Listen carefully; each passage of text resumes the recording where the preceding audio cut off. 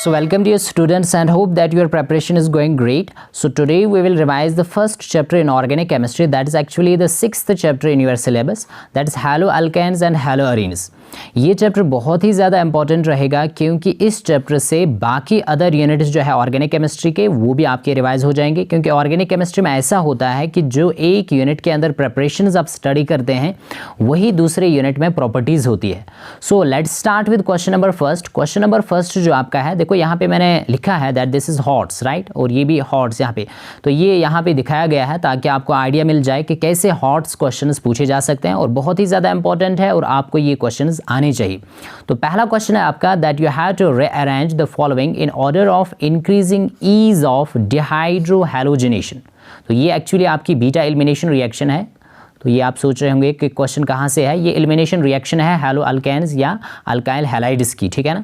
तो बहुत ही important question है. यहाँ पे आपके कंपाउंड्स दिए गए हैं, ठीक है ना. This is your compound number या ए, बी एंड सी. इन तीन में से आपको बताना है कि किस में डिहाइड्रोहैलोजिनेशन ईजिली होगा, मतलब बीटा एलिमिनेशन किस में ईजिली होगा. तो ये बहुत ही ईजी क्वेश्चन है, आपको सिंपली आना चाहिए बताना यहाँ पे which is primary, which is secondary and which is tertiary. देखो ये जो अल्काइल हैलाइड है ये आपका प्राइमरी है क्योंकि halogen is attached to that carbon which is attached to one other carbon, है ना. तो यहाँ पे आप देख सकते हैं जिस कार्बन के साथ हैलोजन है it is attached to 3 other carbon atoms, तो ये आपका टर्शियरी है, राइट. और ये जो आपका अल्काइल हैलाइड है दिस इज सेकेंडरी क्योंकि जिस हैलोजन जिस कार्बन के साथ यहाँ पे अटैच्ड है it is attached to 2 other carbon atoms, तो ये सेकेंडरी है, राइट. तो ईजी है यहाँ पे आप बताना. देखो कैसे आप याद रखेंगे कि सबसे ज़्यादा ईज ऑफ डिहाइड्रोहैलोजिनेशन टर्शियरी में सबसे ईजिली होगा डिहाइड्रोहैलोजिनेशन, मतलब बीटा एलिमिनेशन, और उसके बाद सेकेंडरी और उसके बाद प्राइमरी. अब देखो ये क्वेश्चन बहुत सारे स्टूडेंट्स को आता है पर फिर भी वो एग्जाम में गलत करके आते हैं, क्योंकि आपको क्या लिखना था, आपको लिखना होता है यहाँ पे देखो क्या दिया गया, इंक्रीजिंग ऑर्डर में आपको लिखना है, increasing order, right. You have to rearrange the following in order of increasing ease of dehydrohalogenation. तो देखो पहले कौन आएगा, फिर पहले प्राइमरी आप लिखेंगे, that means this one, right. ये आपका है यहाँ पे प्राइमरी अल्काइल हैलाइड, है ना. उसके बाद आ जाएगा आपका सेकेंडरी इज दिस वन. देखो यही है यहाँ पे इंपॉर्टेंट पॉइंट जिसको आप नोट डाउन करेंगे कि आप इसको गलत करके आते हैं आने के बावजूद भी. तो दैट मीन्स आपको ध्यान रखना है कि टर्शियरी जो है उसमें ईजिली डिहाइड्रोहैलोजिनेशन होगा, राइट. तो ये है आपका टर्शियरी, राइट, और ये है आपका secondary and this one is your primary. तो ये है ईज ऑफ डिहाइड्रोहैलोजिनेशन. और इसका रीज़न क्या है यहाँ पे, क्यों यहाँ पे टर्शियरी में सबसे ईजिली होगा डिहाइड्रोहैलोजिनेशन, क्योंकि यहाँ पे एक्चुअली जो बाद में प्रोडक्ट बनता है वो आपका प्रोडक्ट कौन सा बनता है, अल्कीन बनता है. तो आपको याद रखना है कि जो अल्कीन बनता है वो मेजर कौन सा होगा, जब आपका टर्शियरी होगा. टर्शियरी में मेजर अल्कीन बनेगा which is according to Saytzeff's rule, है ना. ये आगे भी हम देखेंगे what is this Saytzeff's rule और जेट्सूज रूल, है ना. तो इंपॉर्टेंट रहेगा सेडजेफ्स रूल के हिसाब से मेजर प्रोडक्ट बनेगा यहाँ पे. तो दैट इज़ वाई यहाँ पे इजीली होता है डिहाइड्रोहैलोजिनेशन, मतलब जो अल्कीन बनता है वो स्टेबल होता है, ठीक है. तो ये आपका क्वेश्चन नंबर फर्स्ट रहेगा. उसके बाद सेकंड पे आ जाते हैं. सेकंड आपका क्वेश्चन जो है दैट इज आपको बताना है कि विनाइल हैलाइड्स, है ना, ये इनर्ट क्यों होते हैं टुवर्ड्स SN1 और SN2. तो आपको रीज़न यहाँ पे बताना है कि विनाइल हैलाइड्स क्यों होते हैं इनर्ट. बहुत ही इंपॉर्टेंट क्वेश्चन है. देखो विनाइल हैलाइड पहले तो आपको आना चाहिए पहचानना, राइट. तो यहाँ पे मैं लिख रहा हूँ दैट विनाइल हैलाइड जो है सिंपली क्वेश्चन नंबर सेकंड है ये आपका, it is just like this. देखो अगर मैं यहाँ पे लिख रहा हूँ this one, this is your vinyl. तो विनाइल हैलाइड हम किसको कहेंगे, देखो ये विनाइल क्लोराइड है जो मैंने यहाँ पे लिखा, दिस इज़ विनाइल क्लोराइड. पर आपको कोई भी विनाइल हैलाइड आप ले सकते हैं जस्ट लाइक दिस. ये आपके पास यहाँ पे X लिखेंगे, है ना. Usually we represent these halogens by symbol X. तो X कोई भी हो सकता है, फ्लोरीन, क्लोरीन, ब्रोमीन, आयोडीन. तो ये आपका विनाइल क्लोराइड है और इसको बताएंगे आप विनाइल हैलाइड. तो ये क्यों इनर्ट है, मतलब इसमें SN1 और SN2 क्यों नहीं होता है, ठीक है. पहले तो ये आना चाहिए यहाँ पे आपको बताना विनाइल है क्या. विनाइल इज सिंपली जब हैलोजन अटैच्ड होगा टू sp2 हाइब्रिडाइज्ड कार्बन, है ना. ये जो कार्बन है यहाँ पे इसकी हाइब्रिडाइजेशन है sp2. इंपॉर्टेंट है, हर एक को पता होना चाहिए. तो मुझे यहाँ पे बताओ यहाँ पे एक्चुअली क्या होगा. देखो यहाँ पे रेजोनेंस होता है. ये जो आपका हैलोजन है इस पर 3 लोन पेयर है, तो एक लोन पेयर यहाँ पे it will just involve in resonance, है ना, शिफ्ट होगा यहाँ पे, और ये पाई इलेक्ट्रॉन्स इस कार्बन पे आ जाएंगे. तो इसका जो नेक्स्ट रेजोनेटिंग स्ट्रक्चर है वो यहाँ पे आप दिखा सकते हैं. It will just look like this. यहाँ पे डबल बॉन्ड आ जाएगा, ठीक है, और यहाँ पे इस हैलोजन के ऊपर पॉजिटिव चार्ज आ जाएगी, ठीक है, और इस कार्बन पे आ जाएगी नेगेटिव चार्ज. तो रेजोनेंस की वजह से अब क्या हुआ यहाँ पे, इंपॉर्टेंट ये है, अब इस पे 2 ही लोन पेयर आप दिखाएंगे, 3 थे पहले है ना, अब ये इलेक्ट्रॉन डेफिशिएंट बना हैलोजन आपका, तो दैट मीन्स यहाँ पे इसलिए इस पे पॉजिटिव चार्ज आ गई। अब मुझे बता दो कार्बन और हैलोजन के दरमियान, यहाँ पे कार्बन और हैलोजन के दरमियान डबल बॉन्ड आ गया। सो इसी डबल बॉन्ड कैरेक्टर की वजह से ये इनर्ट होते हैं। तो सिंपल सा रीज़न है, डबल बॉन्ड कैरेक्टर की वजह से यहाँ पे मैं लिख रहा हूँ that due to double bond character, यहाँ पे देखो ये बॉन्ड ईजिली ब्रेक नहीं हो सकता है, डबल बॉन्ड आ गया तो इसको हम ईजिली ब्रेक नहीं कर सकते हैं। तो ज़रा मुझे बताओ, अगर आपके पास है SN2 रिएक्शन है ना, SN2 रिएक्शन या SN2 मैकेनिज्म, आपको तो ये हैलोजन और कार्बन का बॉन्ड ब्रेक करना है, तो यहाँ पे डबल बॉन्ड कैरेक्टर की वजह से ये इजीली ब्रेक नहीं होता है। सो दैट्स वाई SN2 इसमें नहीं होगा, it's inert towards SN2। Similarly vinyl halides inert होते हैं टुवर्ड्स SN1, क्योंकि वहाँ पे भी क्या है, SN1 में भी तो कार्बन और हैलोजन का बॉन्ड आपको ब्रेक करना है, तो ईजिली बॉन्ड ब्रेक नहीं होगा यहाँ पे। अब एक और इम्पॉर्टेंट बात, अब देखो ये आपके पास लेट से विनाइल क्लोराइड है, अगर इस बॉन्ड को आपने ब्रेक किया भी तो उसके बाद जो यहाँ पे रिएक्शन इंटरमीडिएट बनेगा, वो कौन सा रिएक्शन इंटरमीडिएट बनेगा, दैट विल बी कार्बोकैटायन है ना, कार्बोकैटायन बनता है ना, हर एक को याद होना चाहिए। तो यहाँ पे बनेगा विनाइल कार्बोकैटायन। तो मुझे बता दो ये जो विनाइल कार्बोकैटायन है ये क्या होता है, इट इज़ हाईली अनस्टेबल, इसको नोट डाउन करेंगे, vinyl carbocation it is highly unstable, बहुत ही ज़्यादा अनस्टेबल है, ठीक है यहाँ पे। और ये भी याद होना चाहिए हर एक को, क्यों अनस्टेबल है, क्योंकि this carbon is sp2 hybridised, अभी मैंने बताया, और ये इलेक्ट्रोनेगेटिव है, तो इलेक्ट्रोनेगेटिव पे नेगेटिव चार्ज होनी चाहिए थी, पर यहाँ पे पॉजिटिव है, तो अनस्टेबल है। सो दैट इज़ वाई न SN1 इसमें ईजिली होता है और न SN2, that's why it is inert towards both SN1 and SN2 vinyl halides, ठीक है। नेक्स्ट क्वेश्चन पे आते हैं, क्वेश्चन नंबर 3। देखो ये भी इंपॉर्टेंट क्वेश्चन है, आपको यहाँ पे बताना है that what will be the major product of the reaction. देखो रिएक्शन यहाँ पे मैं दिखा रहा हूँ, आपको बताना है सिंपली इसमें मेजर प्रोडक्ट क्या बनेगा। क्वेश्चन नंबर 3 है ये आपका, और क्वेश्चन आपको ऐसे दिया गया है, ये आपके बुक पे दिया गया है, दैट इज C6H5, उसके बाद C2H5। देखो कन्फ्यूजन के लिए ऐसे लिखा गया है, इसको समझ में आना चाहिए आपको। सिंपली यहाँ पे ब्रोमिनेशन है, Br2 ब्रोमिनेशन किया गया है in presence of H nu, that is sunlight, right. तो आपको बताना है यहाँ पे मेजर प्रोडक्ट क्या बनेगा, राइट। तो देख लो यहाँ पे इजी है, आपको सिंपली ये बताओ यहाँ पे क्या है, it is just phenyl C6H5 है ना, इसको हम करेक्ट वे में ऐसे दिखाएंगे, जस्ट लाइक दिस C6H5, और यहाँ पे इस पे ये C2H5 है, that means it is just like this CH2 and CH3, that is ethyl है आपका। और इथाइल कौन है, अल्काइल।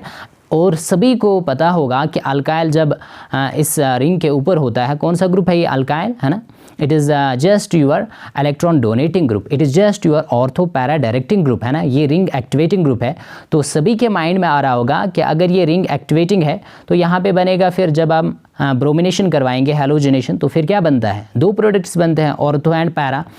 तो फिर आप बताएंगे कि ऑर्थो पे रिपल्शन होगा, इसलिए पैरा आपका मेजर प्रोडक्ट होगा, पर वो आपका गलत आंसर हो जाएगा। बहुत ही इंपॉर्टेंट रिएक्शन है यहाँ पे, ये देखो यहाँ पे इंपॉर्टेंट ये है H nu, इसको देखेंगे सभी, लाइट है, तो लाइट के प्रेजेंस में जो यहाँ पे रिएक्शन होती है ये इलेक्ट्रोफाइल के मैकेनिज्म से नहीं होगा, मतलब इलेक्ट्रोफिलिक सब्स्टिट्यूशन रिएक्शन ये नहीं है, यहाँ पे फ्री रेडिकल मैकेनिज्म से ये रिएक्शन होती है। तो देखो फ्री रेडिकल मैकेनिज्म में क्या होगा, ये जो आपका Br2 मॉलिक्यूल है इन प्रेजेंस ऑफ लाइट, यहाँ पे बॉन्ड कैसे क्लीव होगा, होमोलिटिक क्लीवेज होगा, यहाँ पे एक इलेक्ट्रॉन एक Br लेगा और दूसरा इलेक्ट्रॉन दूसरा Br, राइट। फ्री रेडिकल यहाँ पे मिलेगा Br, तो आप लिखेंगे दैट दिस रिएक्शन जो है it occurs via free radical mechanism. Important रहेगा यहाँ पे, फ्री रेडिकल मैकेनिज्म से ये रिएक्शन होती है। तो मुझे बता दो जब फ्री रेडिकल मैकेनिज्म से रिएक्शन होती है तो यहाँ पे ऑर्थो पैरा प्रोडक्ट नहीं बनेगा मेजर, यहाँ पे ऐसा होगा कि ये जो कार्बन है जिसको आप कहते हैं बेंजाइल कार्बन, इंपॉर्टेंट रहेगा है ना, बेंजाइल कार्बन है यहाँ पे ये, तो इसके साथ जो ये हाइड्रोजन है बेंजाइल हाइड्रोजन, और यहाँ से ही बनेगा, पहले बनेगा फ्री रेडिकल। यहाँ पे मैं पहले बेंजाइल फ्री रेडिकल दिखाऊंगा जो यहाँ पे इंटरमीडिएट बनता है एक्चुअली, ठीक है, that is just like this, यहाँ पे CH और उसके बाद यहाँ पे CH3 और यहाँ पे फ्री रेडिकल और इलेक्ट्रॉन है ना, तो ये बेंजाइल फ्री रेडिकल यहाँ पे बना, ठीक है, बेंजाइल, ठीक है, बहुत ही इंपॉर्टेंट है और हाईली स्टेबल है ड्यू टू रेजोनेंस, ठीक है। तो इसके बाद क्या होगा, Br रेडिकल इसके साथ यहाँ पे बॉन्ड बनाएगा, ठीक है। अब मैं फाइनल मेजर प्रोडक्ट बताऊंगा, तो वही आपको यहाँ पे बताना था। तो मेजर प्रोडक्ट जो यहाँ पे बनेगा that will just look like this, यहाँ पे CH था ये, ठीक है, और यहाँ पे CH3 है ना। अब इस CH के साथ यहाँ पे आ जाएगा Br। तो इसका नाम IUPAC नाम इंपॉर्टेंट है और हर एक को आना चाहिए। तो ये जो मेजर प्रोडक्ट यहाँ पे बना, देखो ये जो कार्बन है इसको नंबर 1 देंगे और ये जो कार्बन है इसको नंबर 2। तो ये है 1 ब्रोमो 1 फिनाइल ईथेन, इसको नोट डाउन करेंगे। This is 1 bromo 1 phenyl and then it is ethane, ठीक है। तो ये आपका क्वेश्चन नंबर 3 रहेगा। तो इंपॉर्टेंट ये था कि यहाँ पे ऑर्थो पैरा प्रोडक्ट नहीं बनेगा क्योंकि यहाँ पे लाइट है। अगर यहाँ पे लाइट नहीं होती, मैं फिर से रिपीट कर रहा हूँ, अगर यहाँ पे लाइट नहीं होती, अगर यहाँ पे होता that it takes place in presence of catalyst FeBr3, ठीक है, और लाइट नहीं दिखाया गया होगा तब बनेगा ऑर्थो एंड पैरा प्रोडक्ट, ठीक है। पर यहाँ पे लाइट था और कोई कैटलिस्ट नहीं दिखाया गया है, सो दैट्स वाई ये होगा आपका मेजर प्रोडक्ट। तो इसको यहाँ पे आप नोट डाउन करेंगे, दिस विल बी मेजर। आ जाते हैं नेक्स्ट क्वेश्चन पे। क्वेश्चन नंबर 4 है आपका, that is you have to classify the following compounds as alkyl. देखो ये इंपॉर्टेंट है और इजी है, हर एक को आना चाहिए, आपके NCERT टेक्स्ट पे दिया गया है। अल्काइल कौन सा होगा, एलाइल, बेंजाइल, है ना, primary secondary tertiary, vinyl, aryl halides, है ना। तो ये आपको पहचानना आना चाहिए। तो यहाँ पे मैं वही क्वेश्चंस दूंगा जो आपके टेक्स्ट पे दिए गए हैं और हर एक को आना चाहिए बताना which is alkyl, which is aryl. तो क्वेश्चन नंबर ये आपका 4 है। तो यहाँ पे अगर ये कंपाउंड आपको दिया गया, let's say we are having just this one compound CH3 है, उसके बाद यहाँ पे दिखाया गया है इट्स होल ट्वाइस, राइट, उसके बाद CH, देन अगेन CH, ऐसे कंडेंस्ड फार्मूला में ये दिया गया है आपको, ठीक है, और उसके बाद आपको दिखाया गया है CH3। तो आपको बताना है ये क्या है, एलाइल है, अल्काइल है, तो क्या बता सकते हैं? अगर आपको आता है तो कमेंट सेक्शन में मुझे बताएंगे। ईजी है, देखो यहाँ पे ये जो क्लोरीन है ये इस कार्बन के साथ अटैच्ड है, तो that means it is just like this, ये आपका CH है, राइट, CH के साथ यहाँ से CH3 है, ठीक है, और इस CH के साथ यहाँ से भी क्या है, CH है, राइट, और इस CH के साथ यहाँ से एक मिथाइल ऐसे होगा और एक ऐसे होगा, है ना, क्योंकि CH3 होल ट्वाइस करके दिया गया है ना, जस्ट लाइक दिस, तभी तो वैलेंसी कंप्लीट होगी। और यहाँ पे है ये आपका क्लोरीन। तो सिंपल है, इजी है, halogen is attached to that carbon which is attached to other carbon atoms. तो ये सेकेंडरी अल्काइल हैलाइड है, ये आपका होगा alkyl halide, secondary alkyl halide. Easy है, हर एक को आना चाहिए ऐसे पहचानना, ठीक है। अब नेक्स्ट आपको दिया गया है that is just like this, यहाँ पे ये CH3 है, उसके बाद CH2 है, राइट, उसके बाद CH और उसके बाद ब्रैकेट में दिया गया है CH3, राइट, और उसके बाद आपको दिया गया है CH और उसके बाद लिखा गया है C2H5 एंड देन Cl। देखो ये भी कन्फ्यूजन के लिए ऐसे लिखा गया है, अदरवाइज सिंपल है।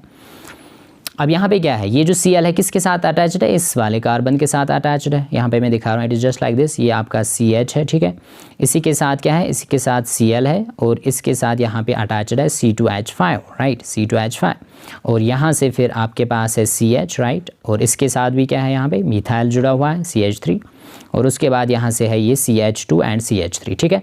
तो देख लो इजी है, Cl जो है it's attached to this one carbon, है ना, तो ये कार्बन जो है it's attached to other carbon atoms, तो ये भी आपका क्या होगा, definitely it will be also secondary alkyl halide है, ये भी अल्काइल हैलाइड होगा आपका, ठीक है, अल्काइल हैलाइड। तो इसको आप नोट डाउन करेंगे, ठीक है।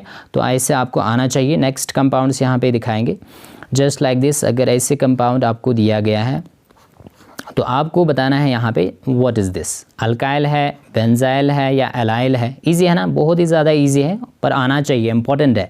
तो सिंपल है ये, it is just your allyl, allyl bromide है ये, एलाइल ब्रोमाइड, ठीक है। तो बताओ एलाइल आप कैसे याद रखेंगे कि हैलोजन जो है it is attached to that carbon जिसकी हाइब्रिडाइजेशन sp3 होगी, ठीक है, और उसके बाद ये वाला कार्बन अटैच्ड होगा टू डबल बॉन्डेड कार्बन, मतलब जिसकी हाइब्रिडाइजेशन sp2 होगी, तो इसको हम एलाइल कहते हैं। फिर से याद रखेंगे इसको, एलाइल में क्या होता है, halogen is attached to sp3 hybridized carbon which is attached to sp2 hybridized carbon, right, तो इसको एलाइल कहेंगे, राइट। तो ये आपका एलाइल है, ठीक है। तो अब मुझे बताओ यहाँ पे अगर आपको एग्ज़ाम में किसी वक्त ऐसे दिया जाता है जस्ट लाइक दिस वन, यहाँ पे अगर आपको दिखाया गया है that we are just having Br here यहाँ, और यहाँ पे डबल बॉन्ड है, तो बता सकते हैं क्या ये अल्काइल है या एराइल है या बेंजाइल है। बहुत ही ईजी है, इंपॉर्टेंट भी है। देखो सिंपल है, मैंने क्या बताया, हैलोजन जिस कार्बन के साथ अटैच्ड है उसकी हाइब्रिडाइजेशन अगर sp3 है, ठीक है, और उसके बाद it is attached, this carbon is attached to another carbon जिसकी sp2 हाइब्रिडाइजेशन है, तो ये भी आपका क्या होगा, ये भी एलाइल है, ये भी एलाइल ब्रोमाइड है। इसको आप याद रखेंगे, ठीक है, चाहे ऐसे दिखाया गया होगा या ऐसे। तो सिंपली आपको देखना है, पहले halogen it should be attached to sp3 hybridized carbon और उसके बाद it should be attached to sp2, right. तो नेक्स्ट पे आ जाते हैं। नेक्स्ट अब अगर आपको ऐसे क्वेश्चन दिया गया है, ठीक है, जस्ट लाइक दिस, ये है रिंग। उसके बाद यहाँ पे आपको दिखाया गया है जस्ट लाइक दिस वन, ठीक है ना। और उसके बाद यहाँ पे लेट्स से मेटा पोजीशन पे दिखाया गया है CH2 एंड Cl, ठीक है ना। तो मुझे बता सकते हैं this one is just your benzyl, हर एक को आना चाहिए बेंजाइल। मैंने अभी भी बताया था बेंजाइल कार्बन हम किसको कहते हैं, which is directly attach to the benzene ring. ये जो आपका कार्बन है बेंजाइल कार्बन है, तो इसके साथ यहाँ पे हैलोजन अटैच्ड है, तो इसको बताएंगे बेंजाइल हैलाइड है ये, राइट, बेंजाइल क्लोराइड, ठीक है। इंपॉर्टेंट रहेगा, देखो यहाँ पे कैसे याद रखेंगे, यहाँ पे भी वही हैलोजन जिस कार्बन के साथ अटैच्ड है उसकी हाइब्रिडाइजेशन है sp3 and this is attached to benzene ring carbon, directly इसी के साथ अटैच्ड होना चाहिए, और बेंजीन रिंग कार्बन की हाइब्रिडाइजेशन होती है sp2, तो ये आपका कहलाएगा बेंजाइल। देखो डिफरेंस याद रखेंगे, यहाँ पे भी वही था sp3 देन sp2 एलाइल में, पर यहाँ पे इंपॉर्टेंट ये है that this should be benzene ring carbon यहाँ पे, ठीक है। तो ये है बेंजाइल, तो ये आपको आना चाहिए, बहुत ही ईजी भी है और इम्पॉर्टेंट भी है, ठीक है। अब मुझे बताओ अगर ऐसे आपको एग्ज़ाम में दिया जाता है जस्ट लाइक दिस वन, यहाँ पे दिखाया गया है Cl है, राइट, क्लोरीन, और यहाँ पे कुछ ऐसे दिखाया गया है जस्ट लाइक दिस वन, ठीक है। तो आपको बताना है यहाँ पे दैट व्हाट इज़ दिस, क्या ये बेंजाइल है? नहीं, बेंजाइल ये नहीं है, ये आपका है एराइल। देखो एराइल हैलाइड्स बहुत ही इंपॉर्टेंट रहेंगे, एराइल क्लोराइड है ये, एराइल हैलाइड इसको मैं लिखूंगा यहाँ पे, जिनको आप हैलोअरीन्स भी कहते हैं। तो किसको कहेंगे, जब हैलोजन आपका डायरेक्टली अटैच्ड होगा to the benzene ring carbon, उसको हम एराइल कहते हैं। तो इंपॉर्टेंट रहेगा यहाँ पे, देखो हैलोजन जो था it was not directly attached to the benzene ring carbon, पर यहाँ पे हैलोजन आपका डायरेक्टली अटैच्ड है to the benzene ring carbon, इसीलिए इसको आप याद रखेंगे कि ये जो आपका है दिस विल बी एराइल, है ना, इंपॉर्टेंट रहेगा। नेक्स्ट यहाँ पे मॉलिक्यूल देखते हैं। अगर नेक्स्ट मॉलिक्यूल आपको दिया गया है जस्ट लाइक दिस वन, देखो ये आपका Br है, ठीक है, और यहाँ पे दिखाया गया है C6H5। तो क्या आप मुझे बता सकते हैं, if you know then you can comment in the live chat box, वहाँ पे आप लिख सकते हैं ये कौन सा अल्काइल है या एराइल है या बेंजाइल है, क्या मुझे आप बता सकते हैं। देखो सिंपली आप क्या देखेंगे, Br जो हैलोजन है it is attached to this one carbon जिसकी हाइब्रिडाइजेशन sp3 है, राइट, क्योंकि सभी सिंगल बॉन्ड है, राइट। उसके बाद जो ये कार्बन है इट्स अटैच्ड टू दिस, ये क्या है C6H5, it is just phenyl है ना, ये ऐसे है ना, it is just like this, C6H5 जब भी होगा that means it is like this, ये है। तो उसके बाद जो यहाँ पे आपका ये कार्बन था इसके साथ ये Br है, और यहाँ से आपकी चैन है ना, चैन को आप दिखा सकते हैं, यहाँ से ये चैन है आपकी। तो मुझे बता दो ये क्या है, अभी मैंने बताया था ना जो कार्बन बेंजीन के साथ डायरेक्टली अटैच्ड होता है, मतलब रिंग के साथ, है ना, तो ये है बेंजाइल कार्बन, तो definitely this will be your benzyl halide, ये भी बेंजाइल है। तो कन्फ्यूजन के लिए ऐसे लिखा गया है C6H5, तो ये आपको आना चाहिए, ठीक है, बहुत ही ज़्यादा इजी भी है और इम्पॉर्टेंट है, हर एक को आना चाहिए। तो ये आपका क्वेश्चन नंबर 4 था। Let's come to the question number 5। Question number 5 जो है that is you have to arrange each set of organic compounds in increasing order of boiling point.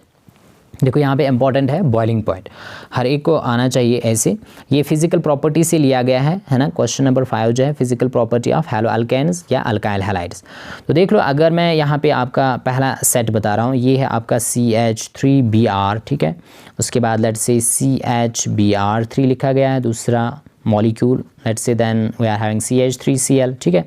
और उसके बाद लेट्स से आपके पास है CH2Br2। तो इस सेट में आपको बताना है that you have to actually tell here, you have to actually arrange each set of compounds increasing order of boiling point, in increasing order of boiling point. तो देखो आप सिंपली याद रखेंगे, यहाँ पे कुछ पॉइंट्स इंपॉर्टेंट है। नंबर फर्स्ट पॉइंट ये है दैट बॉइलिंग पॉइंट जो है, boiling point increases, right, with increase in number of carbon atoms, with increase in number of carbon atoms. जितने कार्बन एटम्स क्या होंगे, इंक्रीज होंगे किसी भी अल्काइल हैलाइड के अंदर, तो बॉइलिंग पॉइंट भी इंक्रीज होगा, क्योंकि सरफेस एरिया इंक्रीज होता है, और सरफेस एरिया इंक्रीज होने से क्या होगा, magnitude of wonder wall force of attraction increase होता है। तो ये एक पॉइंट रहेगा। दूसरा पॉइंट आप नोट डाउन करेंगे दैट बॉइलिंग पॉइंट जो है it also increases with increase in number of halogen atoms. जितने हैलोजन एटम्स ज़्यादा है ना, तो उसका भी बॉइलिंग पॉइंट उतना ज़्यादा होगा, क्योंकि वहाँ पे भी सेम सरफेस एरिया इंक्रीज होगा, मॉलिक्यूलर मास बढ़ जाएगा, राइट, और magnitude of wonder wall force of attraction increase होगा। तो इजी है। नेक्स्ट इंपॉर्टेंट पॉइंट जो यहाँ पे इंपॉर्टेंट है जिसको आप याद रखेंगे that is boiling point decreases, boiling point decreases with increase in branching, with increase in branching. जितनी ब्रांचिंग ज़्यादा होगी बॉइलिंग पॉइंट उतना कम होगा, ठीक है। बॉइलिंग पॉइंट कम होता है विद इंक्रीज इन ब्रांचिंग। तो देख लो यहाँ पे सिंपल है, ये भी क्या है, इसमें भी एक ही कार्बन है, इसमें भी एक ही carbon, all have only one carbon. अब किस पे आ जाएंगे, हैलोजन पे। देखो यहाँ पे Br है, एक ही है, यहाँ पे 3 Br है, मैंने अभी बताया बॉइलिंग पॉइंट इंक्रीज होता है with increase in number of halogen. यहाँ पे 2 Br है, तो डेफिनेटली इसका बॉइलिंग पॉइंट क्या होगा, सबसे ज़्यादा होगा, इसका बॉइलिंग पॉइंट होगा सबसे ज़्यादा, ठीक है। और उसके बाद यहाँ पे भी एक ही हैलोजन है, यहाँ पे भी एक ही होगा, तो यहाँ पे 2 है Br2, तो दैट मीन्स इसके बाद जो बॉइलिंग मतलब सबसे ज़्यादा इसका बॉइलिंग पॉइंट होगा, मैं इसको नंबर 1 लिख रहा हूँ। और उसके बाद इसका बॉइलिंग पॉइंट ज़्यादा होगा क्योंकि इसमें 2 हैलोजन एटम्स है, और इन 2 में 1 है। अब देखो यहाँ पे Br है और यहाँ पे Cl है, ठीक है ना। तो जो Br है इसका मोलर मास ज़्यादा है क्लोरीन से मॉलिक्यूलर मास, तो दैट्स वाई तीसरे नंबर पे यही आएगा और 4th नंबर पे ये आ जाएगा।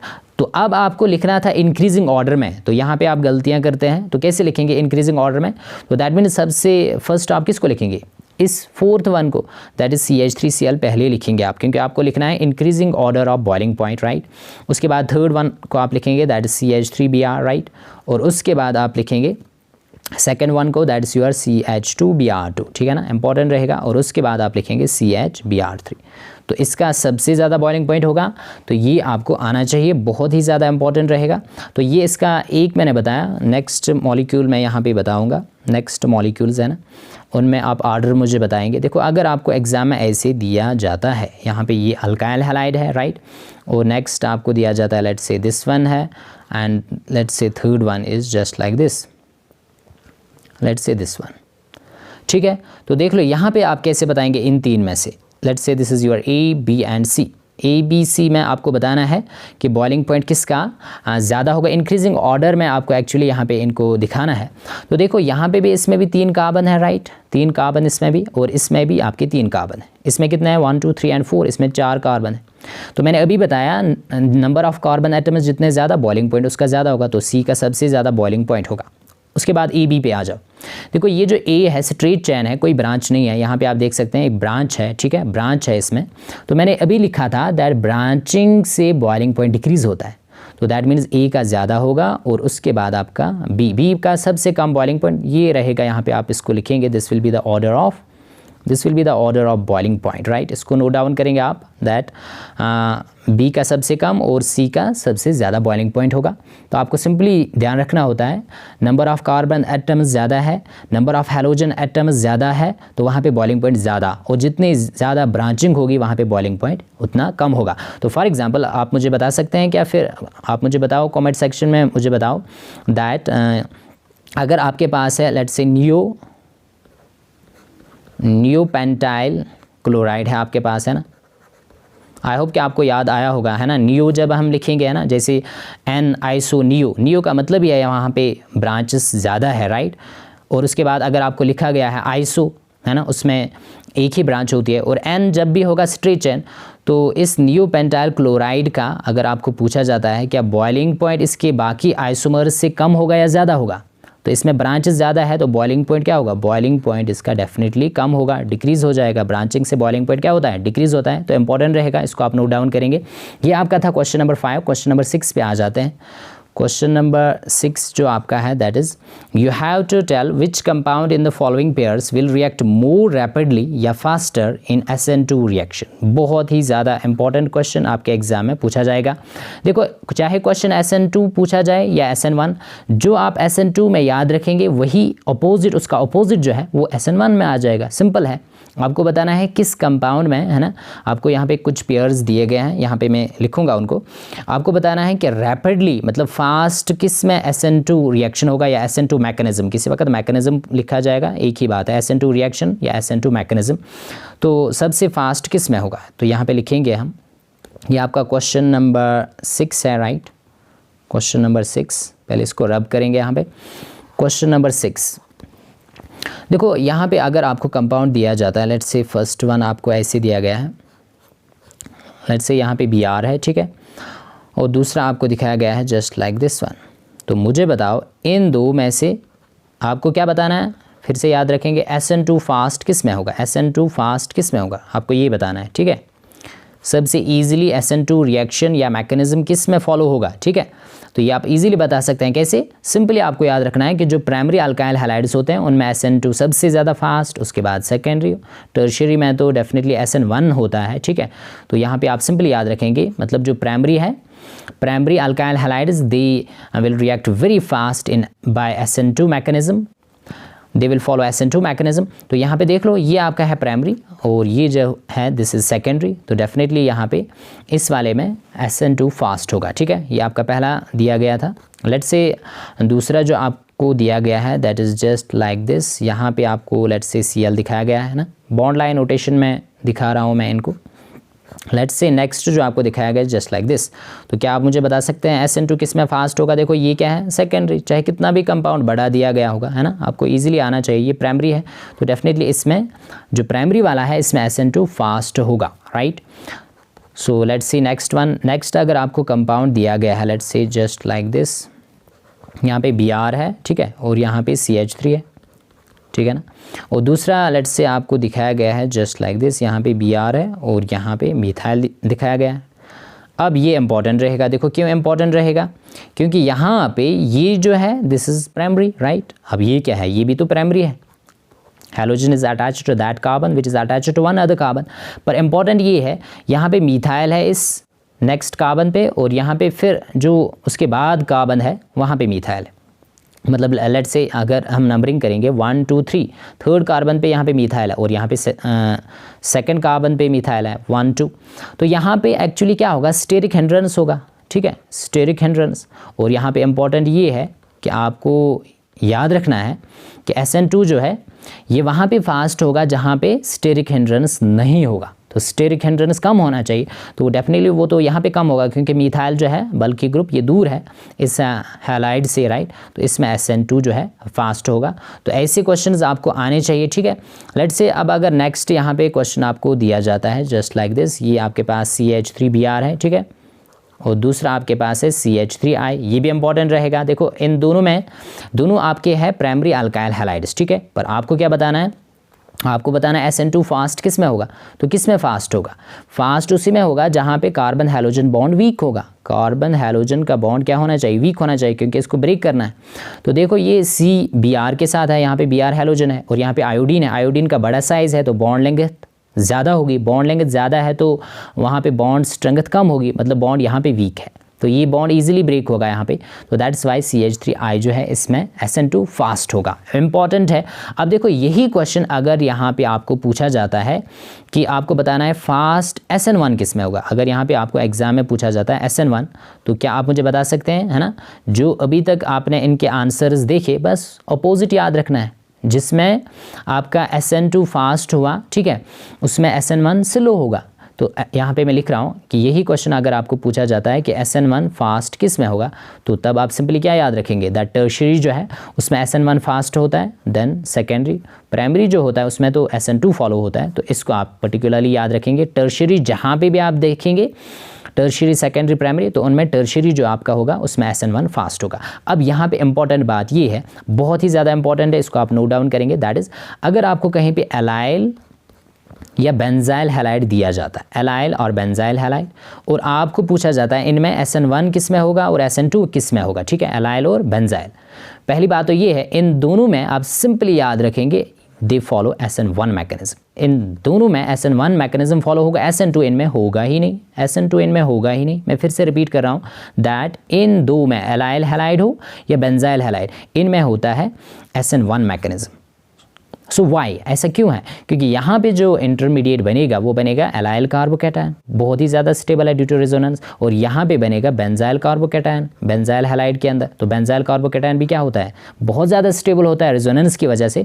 तो बेंजाइल हैलाइड में और एलाइल हैलाइड में सभी याद रखेंगे SN1 मैकेनिज्म फॉलो होगा, बहुत ही इंपॉर्टेंट है, इसको आप नोट डाउन करेंगे, ठीक है, बहुत ही ज़्यादा इंपॉर्टेंट है। जैसे अगर आपको ये किसी वक्त एग्जाम में दिया जाता है बेंजाइल क्लोराइड, है ना, बेंजाइल क्लोराइड को मैं यहाँ पे बना, this is your just CH2Cl, benzyl chloride है। तो यहाँ पे अगर आपको पूछा जाता है इसमें SN2 होगा या SN1, तो आँख बंद करके आप बताएंगे SN1 फॉलो होगा यहाँ पे। तो ये इंपॉर्टेंट रहेगा, और ये आपका था question number 6। Let's come to question number 7, that is you have to give 2 methods of preparation of halo alkanes. देखो ये बहुत ज़्यादा इंपॉर्टेंट, देखो क्यों, आप बताएंगे कि ये तो सिलेबस में है ही नहीं प्रिपरेशन रिएक्शंस क्यों यहाँ पे पढ़नी है, ये इसलिए हम पढ़ रहे हैं कि जो मैं मेथड्स यहाँ पे 2 बताऊंगा वो एक्चुअली आपको पढ़ने हैं अल्कोहल्स में, दैट इज़ प्रॉपर्टीज़। मैंने बताया ना जो यहाँ पे प्रेपरेशन है वही आपकी प्रॉपर्टीज़ है, किस में, अल्कोहल्स में। तो दैट इज़ वाई ये रिएक्शन जो है यहाँ पे इंपॉर्टेंट रहेगा। क्वेश्चन नंबर 7 इसको यहाँ पे देख लेते हैं। क्वेश्चन नंबर आपका 7, ठीक है। Question number 7, you have to just give 2 methods of preparation of alkyl halides या हैलो अल्केन्स। तो देख लो सिंपल है, दैट इज़ फ्रॉम अल्कोहल्स। वहाँ पे आप पढ़ेंगे प्रॉपर्टीज़ में, है ना, फ्रॉम अल्कोहल्स। अल्कोहल से हम इनको इजीली प्रिपेयर कर सकते हैं। देखो कैसे, अगर ये आपको इथेनॉल जो है दिया गया है, दिस इज़ जस्ट इथेनॉल, है ना, इसको आप सिंपली ट्रीट करते हैं यहाँ पे किसके साथ, हाइड्रोक्लोरिक एसिड गैस है, ठीक है, in presence of anhydrous zinc chloride. Important रहेगा anhydrous zinc chloride, that is ZnCl2। तो यहाँ पे इजी रिएक्शन है। देखो क्या आपको करना है, ये वाटर जो है इसको बाहर निकालना, H2O, वहाँ पे क्या बचा Cl, इसको जोड़ दो इसके साथ, तो ये बन जाएगा अल्काइल हैलाइड आपका जो आपको बनाना है। Water is just your by product. अब इम्पॉर्टेंट यहाँ पे ये है जो आपको याद रखना है, ये जो मिक्सचर है HCl और एनहाइड्रस जिंक क्लोराइड, इसको कहा जाता है, इसको आप नोट डाउन करेंगे, that mixture of this hydrochloric acid and anhydrous zinc chloride, it is called Lucas reagent. It's called Lucas reagent. Lucas reagent important रहेगा, है ना, तो बस यहाँ पे याद रखेंगे। और इस रिएक्शन को हम क्या कहते हैं, ये जो रिएक्शन यहाँ पे हो रही है, अल्कोहल को हम रिएक्ट करवा रहे हैं ल्यूकोस रिएजेंट के साथ, दिस इज़ कॉल्ड ग्रूज प्रोसेस, या इसको हम कहते हैं ग्रूज मेथड, ठीक है ना। ग्रूज प्रोसेस को हो, ग्रूज मेथड का हो, ग्रूज रिएक्शन का हो, तो यहाँ पे ल्यूकास रिएजेंट का यूज़ होता है।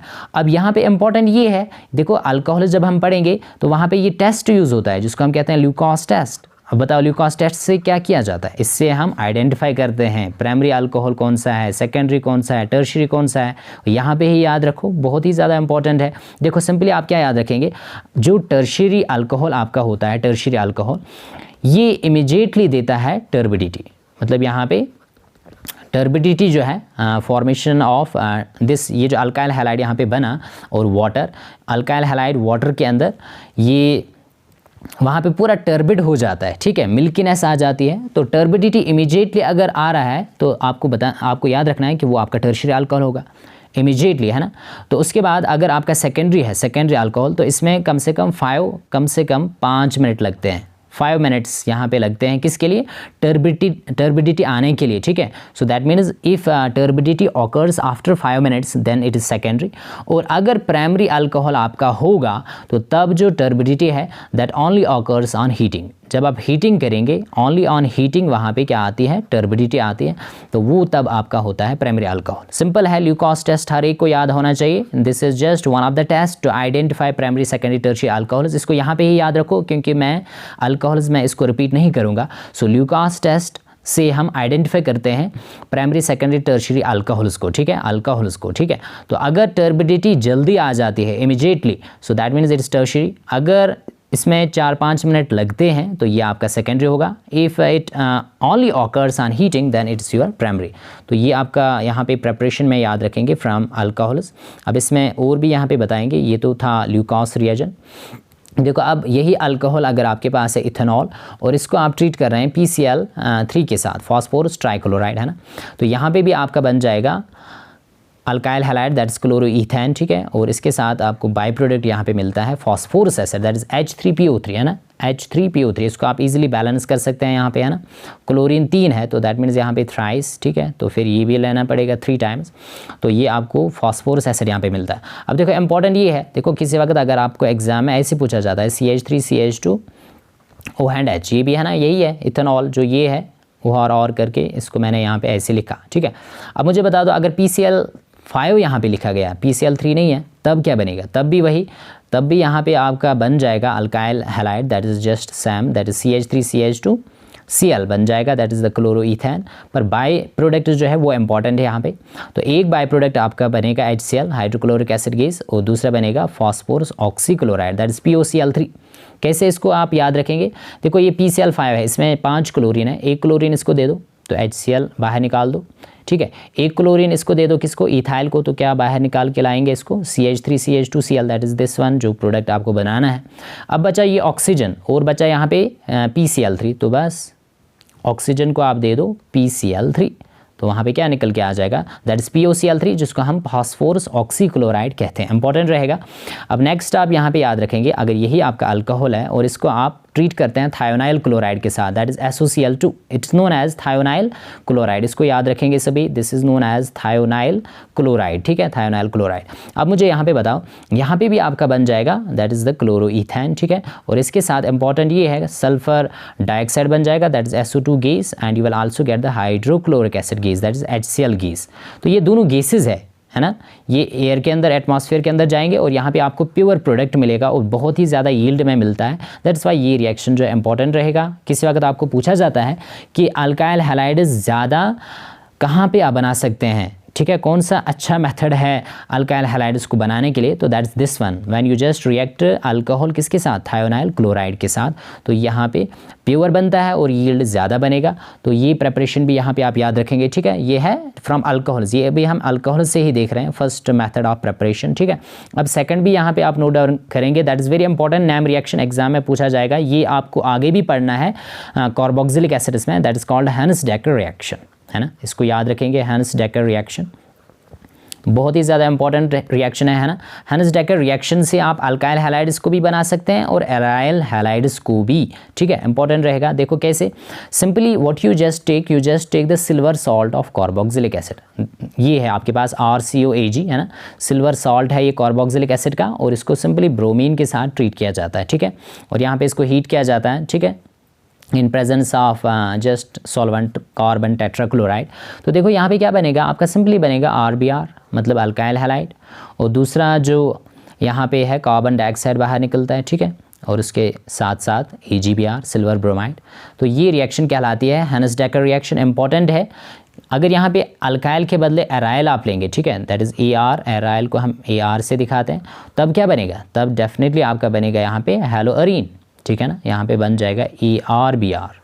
यहाँ पे एक कार्बन कम होता है देन रिएक्टेंट, ये जो रिएक्टेंट है ना, क्योंकि वो बाहर निकला in the form of carbon dioxide, तो इसको आप याद रखेंगे।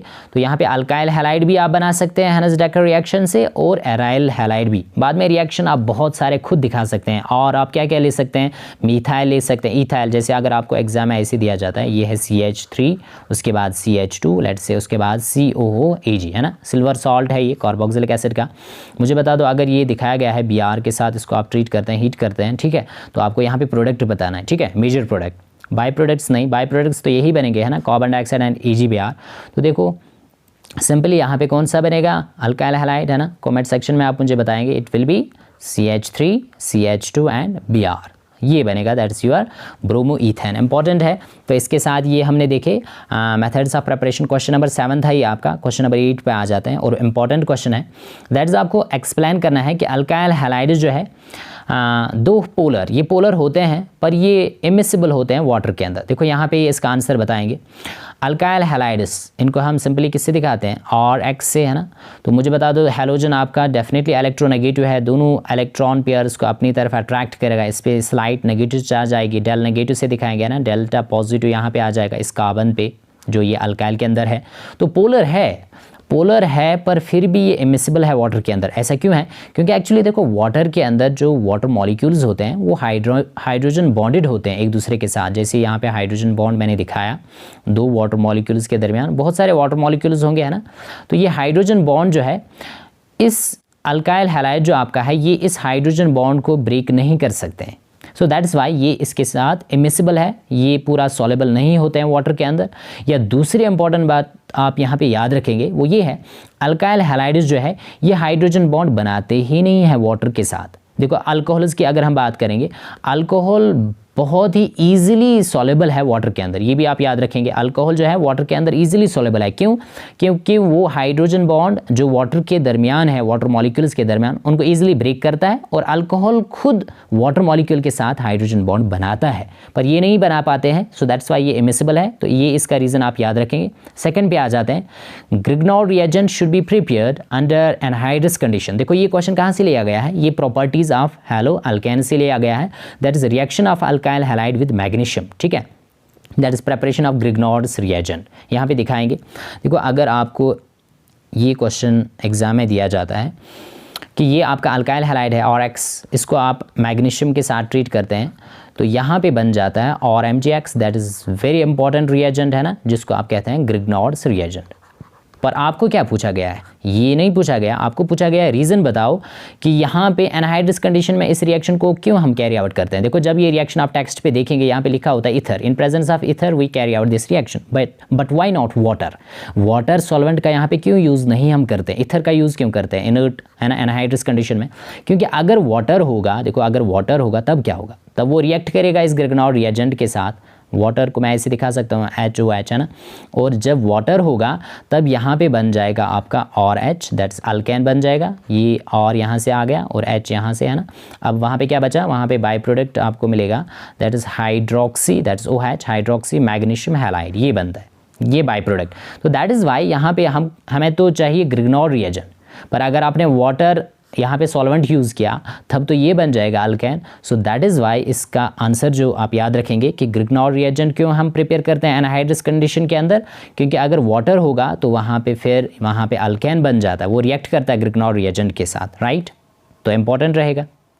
अब जो यहाँ पे तीसरा पार्ट है इस क्वेश्चन का, that is para dichlorobenzene has higher melting point and lesser solubility than it is other isomers that is ortho and meta isomer. तो ऐसा क्यों है कि पैरा डाइक्लोरोबेंजीन जो है इसका हायर मेल्टिंग पॉइंट क्यों होता है, तो इसको यहाँ पे देखेंगे, इंपॉर्टेंट रहेगा। देखो ये जो पैरा डाइक्लोरोबेंजीन है it structure is actually symmetrical है ना, यहाँ पे आप देख सकते हैं it is just like this, ये आपका C6H4 है यहाँ पे Cl है और यहाँ पे भी, तो ये है आपका पैरा डाइक्लोरो बेंजीन। तो ये जो है दिस इज सिमेट्रिकल। अब देखो सिमेट्री होने की वजह से यहाँ पे जो इसका क्रिस्टल है, अगर हम इसका क्रिस्टल देखेंगे तो उसमें क्या होगी, उसमें क्लोज पैकिंग होगी। तो मुझे बता दो अगर क्लोज पैकिंग है तो उसकी वजह से इसका जो मेल्टिंग पॉइंट होगा कम होगा या ज़्यादा होगा, तो डेफिनेटली ज़्यादा होगा ना। सो दैट इज़ वाई आप सिंपली याद रखेंगे दैट इसका जो क्रिस्टल है due to it symmetry it has very close packing is there in its crystal, तो उसकी वजह से इसका मेल्टिंग पॉइंट जो है वो ज़्यादा होता है। अब मुझे बता दो यहाँ पे इसका डायपोल मोमेंट जो है वो ज़ीरो होगा, क्यों, क्योंकि यहाँ पे क्लोरीन जो है, अगर यहाँ पे डायपोल मोमेंट का डायरेक्शन हम देखेंगे यहाँ पे अपवर्ड्स है ना, यहाँ पे कैसा है डाउनवर्ड्स है ना, we already know dipole moment vector quantity है, तो यहाँ पे कैंसिल हो रहा है, तो म्यू जो है ज़ीरो, तो दैट मीन्स ये तो पूरा नॉन पोलर है। तो नॉन पोलर कैसे वाटर में सॉल्युबल होगा, that is why it is having laser solubility है ना, या तो आप ऐसे कहेंगे कि ये तो सॉल्युबल है ही नहीं वाटर के अंदर, ठीक है। तो ये आपका था क्वेश्चन नंबर 8। अब हम आ जाते हैं क्वेश्चन नंबर 9 पे।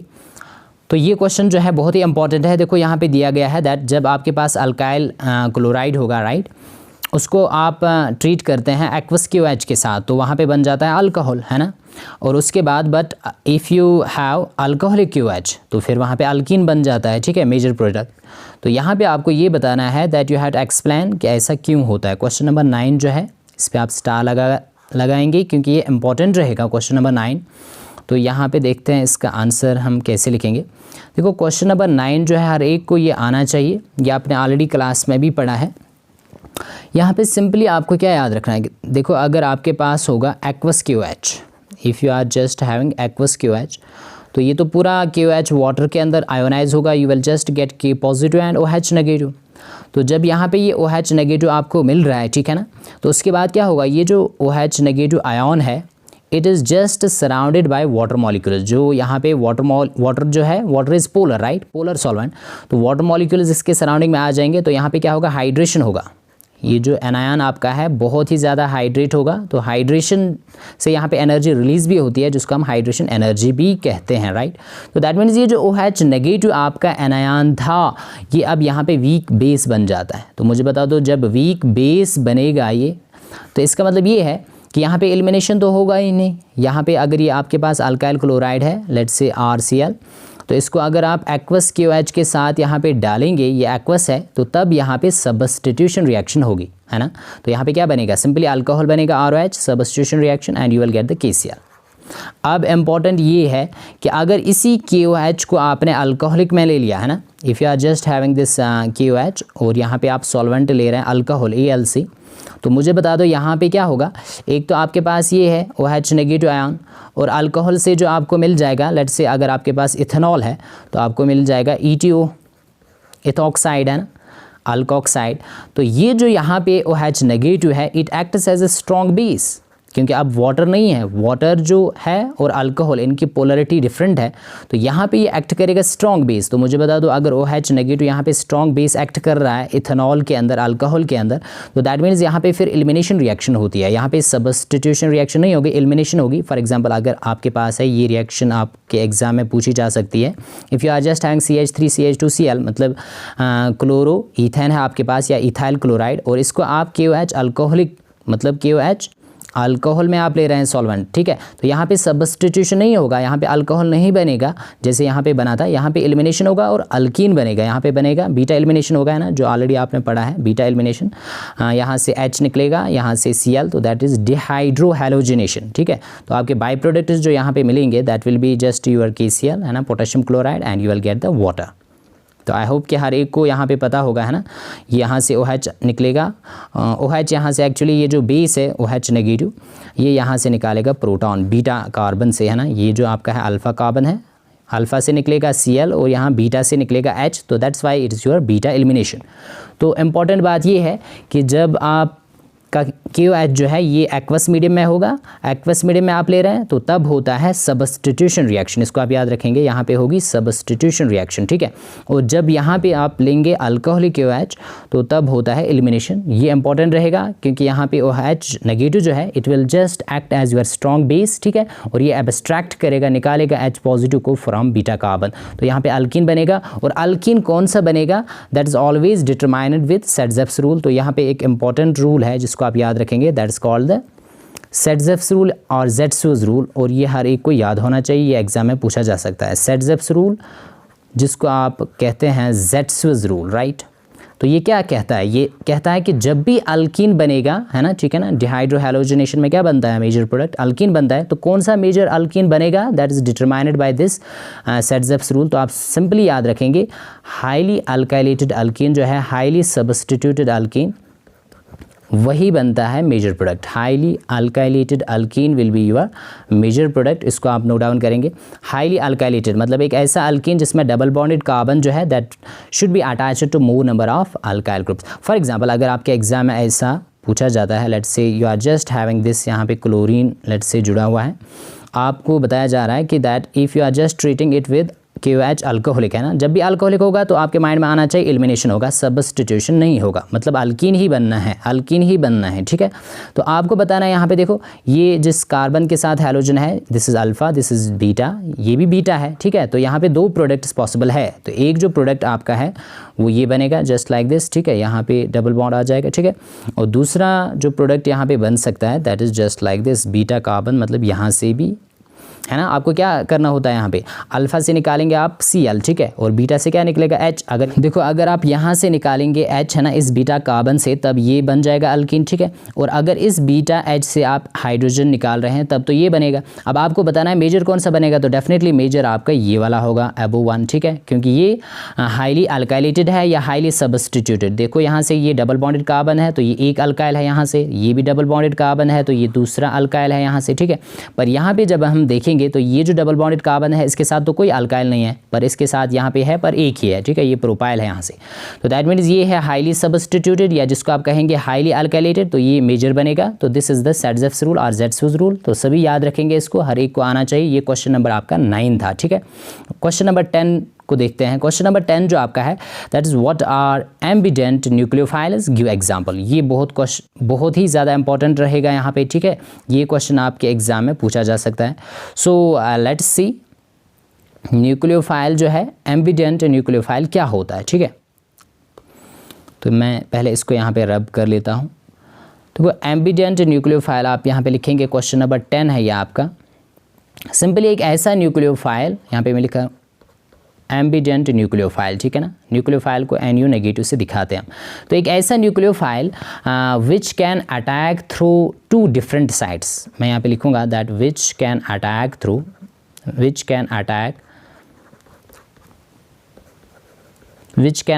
थ्रू 2 डिफरेंट साइट्स, मतलब इसके पास 2 डिफरेंट साइट्स होते हैं, 2 डिफरेंट साइट्स, और उनसे ये अटैक कर सकता है। तो उसको बताएंगे हम कि ये एम्बिडेंट न्यूक्लियोफाइल है। जैसे आपके पास साइनाइड आयन है ना, Cn नेगेटिव आयन है, साइनाइड आयन, ठीक है, या जैसे आपके पास है NO2 नेगेटिव, ये जो आयन है they act as your ambident nucleophiles. देखो कैसे, फॉर एग्जांपल अगर आपके पास है लेट्स से ये अल्काइल हैलाइड है और इसको आप ट्रीट कर रहे हैं पोटेशियम साइनाइड के साथ, दैट्स KCN, तो यहाँ पे जो प्रोडक्ट बनेगा दैट विल बी RCN, ठीक है ना। साइनाइड यहाँ पे बनेगा जिनको आप नाइट्राइल्स भी कहते हैं और KX बाहर निकलेगा। तो दैट मीन्स यहाँ पे किसने बॉन्ड बनाया, कार्बन ने बनाया इस अल्काइल के साथ, ठीक है। पर अगर मैं इसी रिएक्शन को ऐसे दिखाऊं कि ये RX है और इसको मैं ट्रीट कर रहा हूँ AgCN के साथ सिल्वर साइनाइड, ठीक है, तो यहाँ पे जो मेजर प्रोडक्ट बनता है दैट इज RNC, मतलब आइसोसाइनाइड यहाँ पे बनता है, ठीक है, इंपॉर्टेंट रहेगा आइसोसाइनाइड। तो ऐसा क्यों हुआ, इसका रीज़न भी बताएंगे, पर उससे पहले यहाँ पे देख लो, यहाँ पे कार्बन ने बॉन्ड बनाया इसके साथ और यहाँ पे नाइट्रोजन ने बनाया। तो दैट मीन्स ये जो आपका साइनाइड आयन है it is just your ambident nucleophile. ये इसके पास 2 डिफरेंट साइट्स है और उनसे ये अटैक कर सकता है, तो इसको बताएंगे हम एम्बिडेंट न्यूक्लियोफाइल है। और ये केमिकल प्रॉपर्टीज़ से लिया गया है ये क्वेश्चन। आप सोच रहे होंगे कि कहाँ से है, इट इज़ जस्ट सिंपली जो सब्स्टिट्यूशन रिएक्शंस है अल्काइल हैलाइड्स दिखाते हैं वहाँ से ये लिया गया है। तो एक्चुअली यहाँ पे आप सभी याद रखेंगे दैट यहाँ पे ऐसा होता है कि ये जो KCN है ये आयोनिक है, दिस वेरी इंपॉर्टेंट, ये आपका आयोनिक है राइट, और ये जो AgCN है सिल्वर साइनाइड ये आपका कोवलेंट है, ठीक है। अब देखो इसका रीज़न क्या है कि ये क्यों बनाता है साइनाइड और ये आइसोसाइनाइड क्यों बनाता है। ये आयोनिक है तो डेफिनेटली K पॉजिटिव और Cn नेगेटिव यहाँ से आयन्स आपको मिल जाएंगे, और ये आपके पास Cn नेगेटिव है राइट। अब देखो नाइट्रोजन भी फ्री है, कार्बन भी फ्री है, मतलब ये कार्बन से भी बॉन्ड बना सकता है और नाइट्रोजन से भी बना सकता है, पर कार्बन कार्बन बॉन्ड जो होता है ये स्ट्रॉन्ग होता है, कार्बन कार्बन बॉन्ड जो है it is very strong as compare to carbon nitrogen bond. तो डेफिनेटली फिर कौन सा बनने वाला है, कार्बन कार्बन बॉन्ड बनेगा, मतलब ये कार्बन अल्काइल के कार्बन के साथ क्या बनाएगा, carbon carbon bond right, strong bond है, ईजिली बन जाता है। पर यहाँ पे अब ये जो AgCN है यहाँ पे तो ये तो आयोनाइज नहीं होगा, कोवलेंट कंपाउंड है, तो यहाँ पे फ्री कौन सा है, यहाँ पे कार्बन आपका फ्री नहीं है, यहाँ पे आपका नाइट्रोजन जो है वो फ्री है, तो यही नाइट्रोजन यहाँ से अटैक करेगा, ठीक है, अल्काइल के साथ, और ये फिर हैलोजन जो है बाहर निकलेगा। सो दैट इज़ वाई यहाँ पे आइसोसाइनाइड बनता है। तो इसको आप यहाँ पे याद रखेंगे दैट एक्चुअली क्या होता है that in case of KCN यहाँ पे सोडियम साइनाइड भी आप ले सकते हैं, आयोनिक कंपाउंड्स है तो वहाँ पे साइनाइड बनते हैं, ठीक है, साइनाइड्स या जिनको आप नाइट्राइल्स कहते हैं। जब AgCN होगा जो कोवलेंट है, ठीक है, वहाँ पे तो ये तो आयोनाइज नहीं होगा, Cn नेगेटिव आयन आपको नहीं मिलेगा, तो दैट्स वाई यहाँ पे सिर्फ नाइट्रोजन फ्री है जो अटैक कर सकता है यहाँ पे, ठीक है। तो दैट्स वाई आइसोसाइनाइड यहाँ पे मेजर प्रोडक्ट बनेगा। इसको सभी याद रखेंगे, जिनको आप कार्बाइल एमाइन्स भी कहते हैं, आइसोसाइनाइड्स आर ऑल्सो नोन एज, ये सभी टर्म याद रखेंगे, कार्बाइल एमाइन्स, ठीक है, ये पूछा जा सकता है। तो दैट मीन्स यहाँ पे इस वक्त आप क्या पढ़ रहे हैं, देखो ये रिएक्शन आपको आगे भी पढ़ना है नाइट्राइल्स में, साइनाइड्स में, तो यहाँ पे ही इस रिएक्शन को आप याद रखेंगे, ठीक है। तो यहाँ पे नाइट्रोजन जो है इजीली अवेलेबल है फॉर डोनेशन, तो दैट्स वाई यहाँ पे आइसोसाइनाइड बनेगा, इसको आप याद रखेंगे। सिमिलरली नेक्स्ट यहाँ पे एम्बिडेंट न्यूक्लियोफाइल आपको दिखाएंगे, दैट इज़ दिस वन जो मैंने अभी बताया, NO2 नेगेटिव। देखो अगर आपके पास है RX अल्काइल हैलाइड है ये, ठीक है, और इसको आप लेट्स से इसके साथ ट्रीट कर रहे हैं, दैट इज़ यहाँ पे लेट्स से K पॉजिटिव है एंड O नेगेटिव राइट। तो मुझे यहाँ पे बताओ यहाँ पे जो प्रोडक्ट बनेगा that will be just like this, that is RON double bond O, that is actually alkyl nitrite, alkyl nitrite यहाँ पे बनेगा और बाय प्रोडक्ट इसके साथ बाहर निकलेगा KX पोटेशियम हैलाइड, ठीक है, बाद में कोई भी हैलोजन ये हो सकता है, ठीक है, जनरल रिएक्शन दिखा रहा हूँ मैं। तो मुझे बताओ अगर इसी रिएक्शन को आप ऐसे लिख रहे हैं कि अल्काइल हैलाइड आप ले रहे हैं and you are just taking silver, अब यहाँ पे पोटेशियम नहीं है, यहाँ पे आपका सिल्वर है, ठीक है।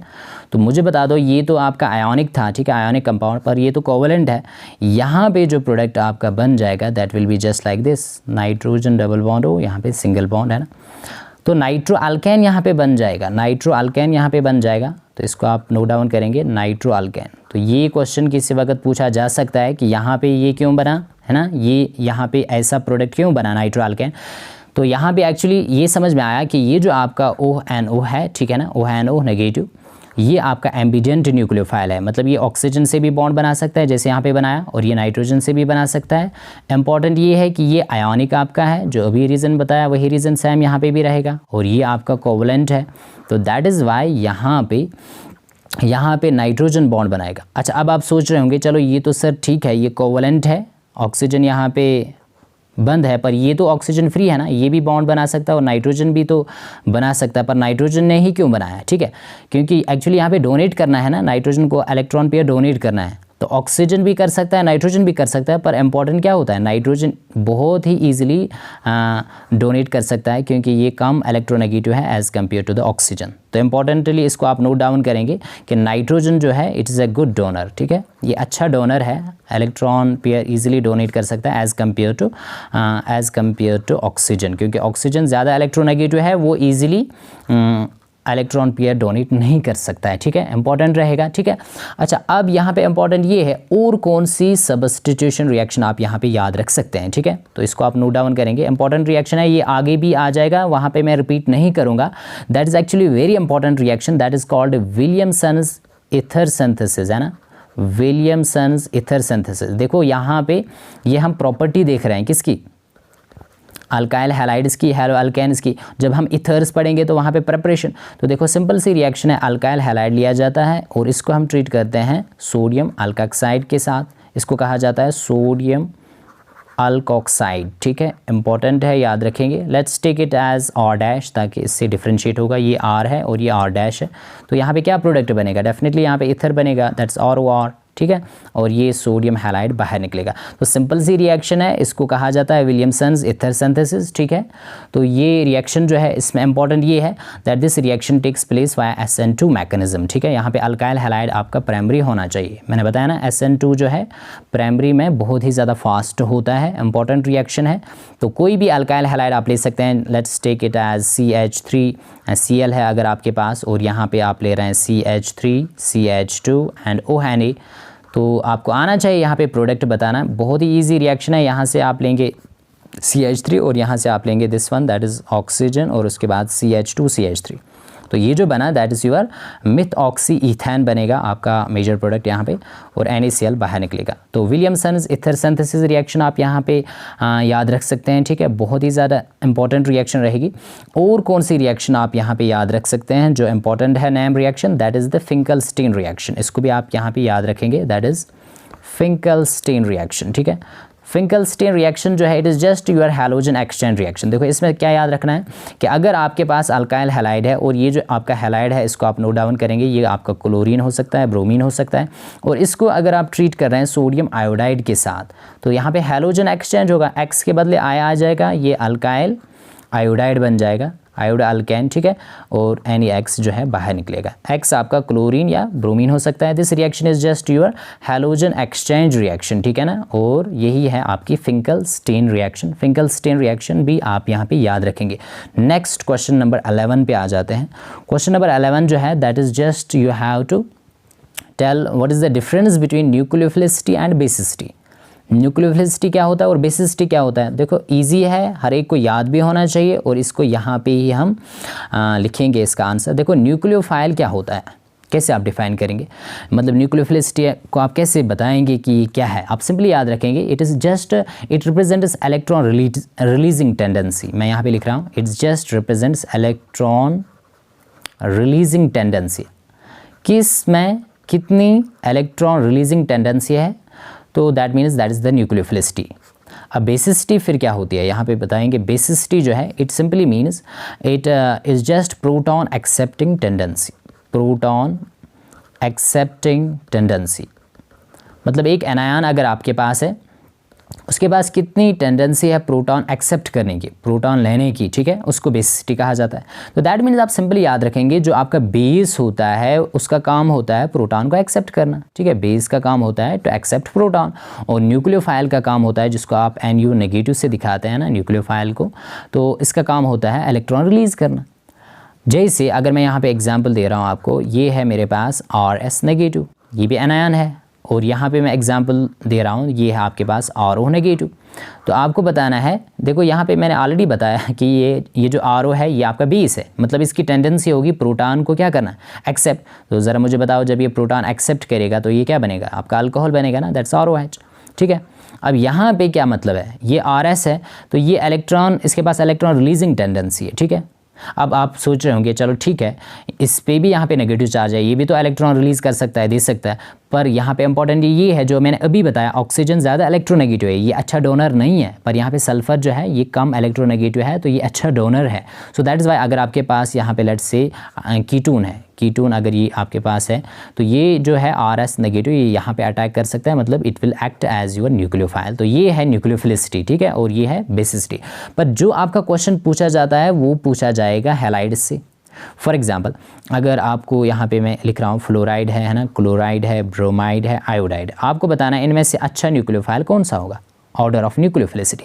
तो डेफिनेटली I नेगेटिव जो है आपका अच्छा न्यूक्लियोफाइल है, ठीक है, अच्छा न्यूक्लियोफाइल है, क्योंकि फ्लोरीन आपका ज़्यादा इलेक्ट्रोनेगेटिव है, तो इसके पास टेंडेंसी होगी प्रोटॉन एक्सेप्ट करने की। तो दैट मीन्स अगर आपको पूछा जाता है इन हैलाइड्स में से what will be the order of basicity, तो वो पूरा अपोजिट होगा, मतलब F नेगेटिव जो है fluoride it will just act as your good base, ठीक है, और I नेगेटिव जो है आयोडाइड ये आपका वीक बेस होगा, पर I नेगेटिव आपका स्ट्रॉन्ग न्यूक्लियोफाइल होगा। तो ये क्वेश्चन बहुत ही इंपॉर्टेंट रहेगा, यहाँ पे आप याद रखेंगे हैलाइड्स में से कौन सा अच्छा न्यूक्लियोफाइल है और कौन सा अच्छा बेस है। सो I नेगेटिव जो है आपका अच्छा न्यूक्लियोफाइल होगा और F नेगेटिव आपका अच्छा बेस होगा। तो ये डिफरेंस रहेगा, सिंपल डिफरेंस है, आप याद रखेंगे।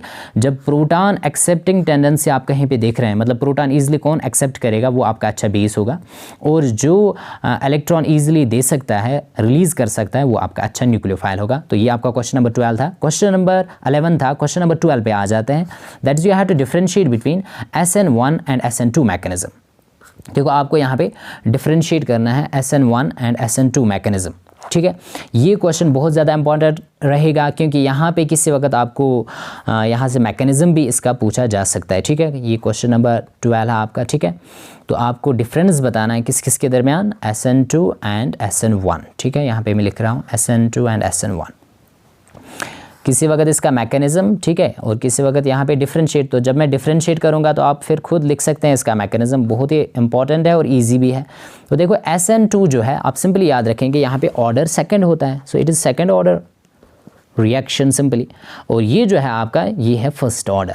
फर्स्ट ऑर्डर काइनेटिक्स जो है it follows first order kinetics, simply आप याद रखेंगे यहाँ पे ऑर्डर जो है 1 होता है। तो ऐसा क्यों है, ऐसा इसीलिए है क्योंकि एक्चुअली ये क्या है, इट्स बाय यहाँ पे रेट जो है दैट डिपेंड्स ऑन 2 मॉलिक्यूल्स, एक आपका सबस्ट्रेट होगा अल्काइल हैलाइड, दूसरा आपका न्यूक्लियोफाइल, और यहाँ पे आप याद रखेंगे कि ये जो आपका है दिस इज मोनोमॉलिक्यूलर, ये आपका क्या होगा, मतलब यहाँ पे रेट जो है that depends only on 1 molecule, और वो आपका अल्काइल हैलाइड होता है सबस्ट्रेट, राइट। न्यूक्लियोफाइल पे यहाँ पे रेट जो है डिपेंड नहीं करता है, इसको आप इंपॉर्टेंटली यहाँ पे याद रखेंगे।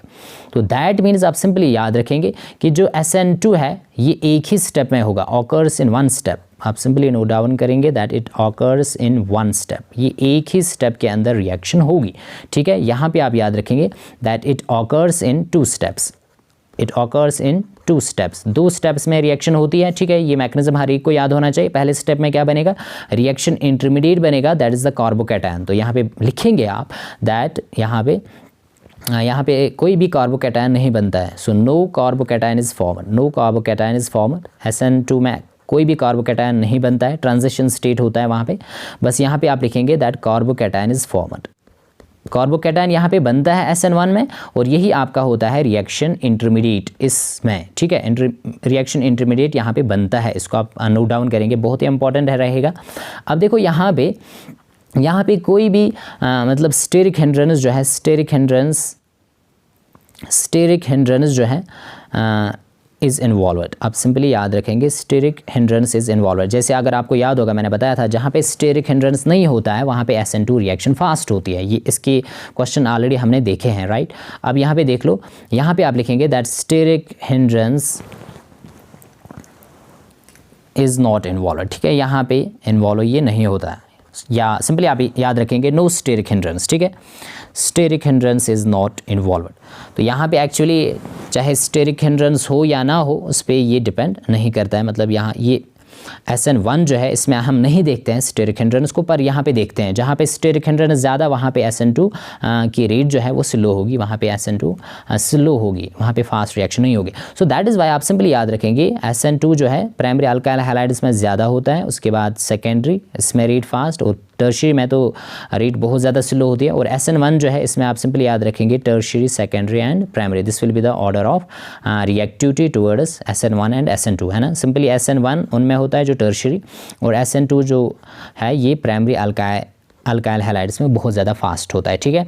अब ये कहाँ पे होगा, SN2 जो है इसमें कौन सा सॉल्वेंट होना चाहिए, इट इज़ फेवर्ड बाय, आप याद रखेंगे यहाँ पे पोलर होना चाहिए पर एप्रोटिक, पोलर एप्रोटिक सॉल्वेंट जो है वो यहाँ पे उसके प्रेजेंस में रिएक्शन होता है, ठीक है। पर यहाँ पे इंपॉर्टेंट ये है SN1 जब भी होगा, क्योंकि यहाँ पे रिएक्शन इंटरमीडिएट बना कार्बोकैटायन, इसलिए यहाँ पे आपका होना चाहिए पोलर प्रोटिक सॉल्वेंट, जैसे वाटर है आपके पास, अल्कोहल है आपके पास, ठीक है, ऐसे सॉल्वेंट्स यहाँ पे होने चाहिए, इंपॉर्टेंट रहेगा। तो ये सिंपली डिफरेंस है between SN1 and SN2 reaction जो है। अब देखो प्रोडक्ट कैसे बनेगा, यहाँ पे एक ही स्टेप में ये हुआ, यहाँ पे अटैक जो है बैक साइड होता है। देखो इस पॉइंट को आप याद रखेंगे, पॉइंट नंबर 8, पहले मैं इसको रब कर लेता हूँ। हाँ देखो यहाँ पे पॉइंट नंबर 8 आप लिखेंगे, ये हम क्या देख रहे हैं, यहाँ पे SN2 मैंने लिखा था और यहाँ पे SN1 लिखा था, राइट। तो पॉइंट नंबर 8 ये है कि that in case of this SN2 आप याद रखेंगे दैट अटैक कहाँ से होता है, न्यूक्लियोफाइल जो है आपका, न्यूक्लियोफाइल जो है it attacks from back attack, ठीक है, बैक साइड अटैक यहाँ पे होता है, ठीक है। पर यहाँ पे आप याद रखेंगे SN1 में क्या होता है, जो आपका न्यूक्लियोफाइल है वो अटैक कर सकता है from both front as well as back. So यहाँ पे मैं लिख रहा हूँ that both front as well as back attack, ठीक है। तो इसका मतलब क्या हुआ, इसका मतलब ये हुआ प्रोडक्ट जो है उसमें वेरिएशन आ जाएगा। वेरिएशन कैसे आ जाएगा, यहाँ पे SN2 में बैक साइड अटैक होता है, तो दैट्स वाई यहाँ पे एक important phenomena that is a Walden inversion यहाँ पे होता है, और इन्वर्टेड प्रोडक्ट यहाँ पे आपको मिलेगा, वॉल्डन इन्वर्जन, ठीक है। और यहाँ पे जो है चूँकि आपका न्यूक्लियोफाइल अटैक कर सकता है from both front as well as back side, तो दैट इज़ वाई यहाँ पे आपका रिटेंशन भी होता है और इन्वर्जन भी होता है। सो आप याद रखेंगे यहाँ पे क्या क्या होता है, रिटेंशन भी होता है, retention in configuration and inversion भी होता है, मतलब आपका इन्वर्टेड प्रोडक्ट भी बनेगा और रिटेंशन भी होगा। तो दैट्स वाई यहाँ पे क्या होता है, यहाँ पे रेसिमिक मिक्सचर बनता है। इस टर्म को आप याद रखेंगे, रेसिमिक मिक्सचर। और किसको कहते हैं, ये आपने पढ़ा होगा, रेसिमिक मिक्सचर जो है इट इज़ एक्चुअली 50% इसमें डी होगा और 50% आपका इसमें क्या होगा, एल होगा। ये डी एल क्या है, small D L, capital D L और एस नोमेनक्लेचर, इनको मैं यहाँ पे लिख रहा हूँ। देखो ये बहुत ही ज़्यादा इंपॉर्टेंट रहेंगे, इनसे क्वेश्चन किसी वक्त पूछा जा सकता है। और S nomenclature, capital D L nomenclature, ये आपको आना चाहिए। स्मॉल डी एल ये क्या है, ठीक है, ऑप्टिकल एक्टिविटी क्या होती है, इस पर पूरा एक वीडियो मैंने बना के ऑलरेडी रखा है, तो ऊपर जाके लिंक आपको दी गई है, वहाँ से आप देख सकते हैं, ठीक है, इंपॉर्टेंट रहेगा। अब नेक्स्ट डिफरेंस आप क्या याद रख सकते हैं, यहाँ पे देखो नेक्स्ट डिफरेंस इंपॉर्टेंट है। ये जो आपका है यहाँ पे सिंपली आपने याद रखा, यस दिस इज SN2। अगर आपको किसी वक्त पूछा जाता है एलाइल और बेंजाइल, वो ऑलरेडी मैंने बताया, बस रिपीट हो रहा है यहाँ पे, एलाइल और बेंजाइल। अगर एलाइल और बेंजाइल हैलाइड्स आपको दिए जाते हैं तो सिंपली डायरेक्ट आप याद रखेंगे उनमें SN1 होगा, उनमें क्या होगा, SN1 होगा, ठीक है।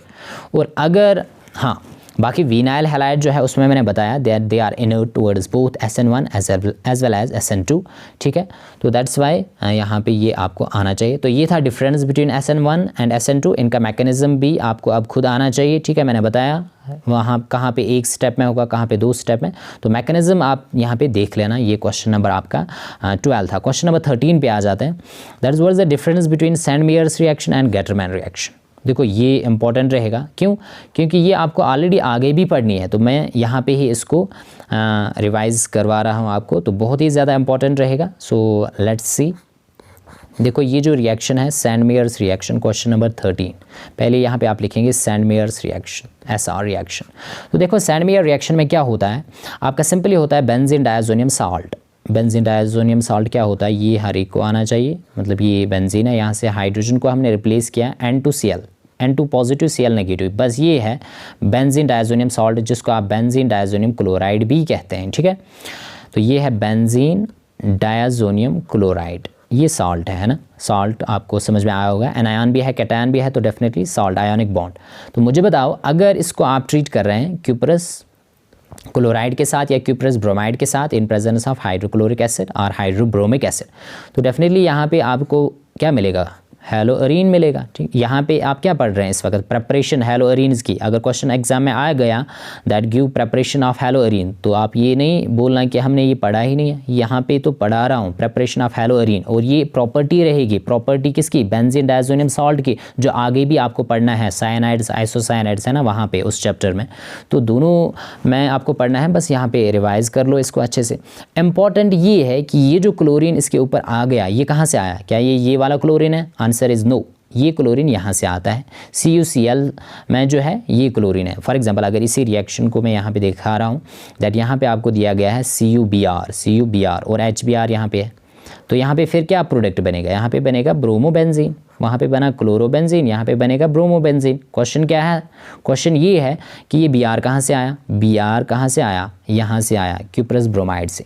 तो इंपॉर्टेंट ये है सेंड मेयर रिएक्शन में कॉपर की ऑक्सीडेशन स्टेट तो क्या होती है, +1 है ना, +1 ऑक्सीडेशन स्टेट, आप सभी याद रखेंगे। तो ये बाई प्रोडक्ट भी फिर आप याद रख सकते हैं, नाइट्रोजन गैस ये तो पूरा बाहर निकलेगा, N2 गैस, और यहाँ पे Cl नेगेटिव हैलाइड आयन। ठीक है, तो इसको आप याद रखेंगे, ये है सेंड मेयर्स रिएक्शन। पर इंपॉर्टेंट ये है सेंड मेयर रिएक्शन में यील्ड कम होता है, यस लेस यील्ड, यहाँ पे यील्ड जो है कम होता है, आपको प्रोडक्ट जो मिला कम मिलता है। ठीक है, यहाँ पे ज़्यादा क्वांटिटी आपको नहीं मिलेगी एराइल हैलाइड्स की। तो दैट इज़ वाई इस रिएक्शन को मॉडिफाई किया गया, that's why we are having Gattermann's reaction. तो बता दो गेटरमैन रिएक्शन में भी वही है, आपका बेंजीन डायज़ोनियम सॉल्ट है, that is here benzene diazonium chloride. इसको आप ऐसे भी दिखा सकते हैं N triple bond N and Cl पे नेगेटिव और इस वाले नाइट्रोजन पे पॉजिटिव, है ना। चाहे ऐसे दिखा दो बेंजीन डायज़ोनियम सॉल्ट को, या ऐसे, दोनों तरीके हैं दिखाने के लिए। अब बता दो यहाँ पे आप सिंपली क्या लेते हैं, you just take the copper powder, copper लिया जाता है पाउडर्ड फॉर्म में, and this reaction is carried out in presence of just the same that is the hydrochloric acid और हाइड्रोब्रोमिक एसिड। तो यहाँ पे अगर मैं HBr ले रहा हूँ तो क्या प्रोडक्ट बनेगा, यहाँ पे बनेगा ब्रोमोबेंजीन। ठीक है, तो दैट मीन्स यहाँ पे आप याद रखेंगे कि ये जो Br आता है कहाँ से आता है, इस HBr से आता है। फॉर एग्जांपल इसी रिएक्शन को अगर हम करवा रहे हैं, ठीक है, इसी रिएक्शन को अगर मैं यहाँ पे लिख रहा हूँ दैट HCl है और यहाँ पे कॉपर पाउडर है। ठीक है, तो तब यहाँ पे प्रोडक्ट क्या बनेगा, यहाँ पे बनेगा आपका प्रोडक्ट जो है that is will be the chlorobenzene. Chlorine कहाँ से आया, इंपॉर्टेंट ये है HCl से आएगा। ठीक है, ये इंपॉर्टेंट है। तो दैट मीन्स ये जो Cl नेगेटिव है ये बाहर निकलेगा, बाई प्रोडक्ट Cl नेगेटिव, यहाँ पे भी आप दिखा दो, यहाँ पे भी Cl नेगेटिव है ना, ये तो बाई प्रोडक्ट्स है, नाइट्रोजन गैस बाहर निकलेगा, ये आप दोनों में दिखा सकते हैं यहाँ पे। तो इंपॉर्टेंट डिफरेंस याद जो आप रखेंगे यहाँ पे, सेंड मेयर रिएक्शन में क्यूपरस हैलाइड होता है CuCl या CuBr, और यहाँ पे कॉपर पाउडर लिया जाता है गेटरमैन रिएक्शन में, और गेटरमैन रिएक्शन में आपका यील्ड ज़्यादा होता है, मोर यील्ड। ठीक है, तो that's why it's better than send mayor reaction, इसको आप याद रखेंगे। ये आपका क्वेश्चन नंबर 13 था। अब नेक्स्ट जो है that is question number 14। Question number 14 जो आपका है that is you have to just discuss aromatic. देखो इंपॉर्टेंट रहेगा, ये प्रॉपर्टीज़ है हेलोअरीन्स की, you have to discuss aromatic electrophilic substitution reactions of haloarenes. ठीक है, ये क्वेश्चन एग्जाम में पूछा जा सकता है, बहुत ज़्यादा इंपॉर्टेंट है, और यहाँ पे मैंने इसको लिया है क्लोरोबेंजीन, आप कोई भी ले सकते हैं, ब्रोमोबेंजीन है ना, आयोडोबेंजीन, तो यहाँ पे कोई भी हैलोजन हो सकता है, क्लोरीन भी हो सकता है ना, ब्रोमीन भी हो सकता है, ठीक है, आयोडीन भी हो सकता है, आयोडोबेंजीन।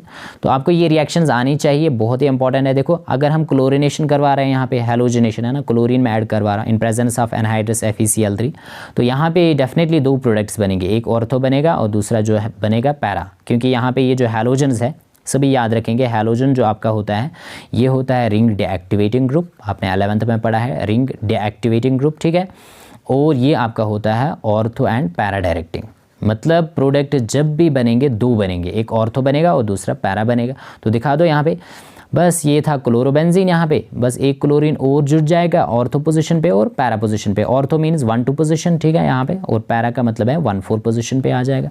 तो ये दो प्रोडक्ट्स बनेंगे, दैट इज 1,4 डाइक्लोरोबेंजीन, यहाँ पे 1,2 डाइक्लोर। अब बताओ दो नाइट्रेशन आप करवा रहे हैं, नाइट्रेशन का मतलब addition of nitric acid and sulphuric acid concentrated.